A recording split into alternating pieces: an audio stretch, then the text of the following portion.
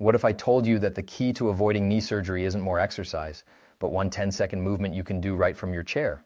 As we age, the muscles that support our knees get weaker. It's not just about pain, it's about stability, and that weakness is what leads many people down a path to injections, painkillers, and even surgery. But there's a secret. Physical therapists know it. Smart orthopedists know it. And today I'm going to show you. It's about activating the precise muscle that acts as your knee's natural shock absorber. Here's how you do it. Sit in a sturdy chair, place your hands on the armrests. Now this is the key. Use your arms to push your body just 1 inch off the chair. Don't stand all the way up. Just lift up slightly, hold that position for 5 to 10 seconds. Feel the tension in your thighs, that's the muscle we want. Slowly lower yourself back down, that's it. Do this just 3 times in a row, once in the morning.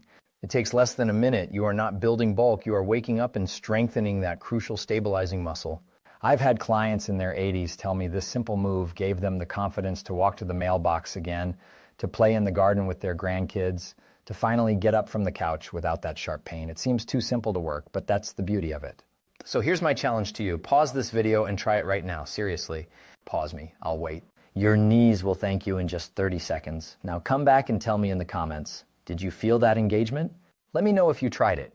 And if you know someone who complains about their knees, share this video with them right now. You could change their life. Tomorrow, I'm going to show you a 1-minute trick that helps you fall asleep faster and wake up with less back pain. It's incredible. So hit that subscribe button and ring the bell so you don't miss it. Take care of those knees. See you tomorrow.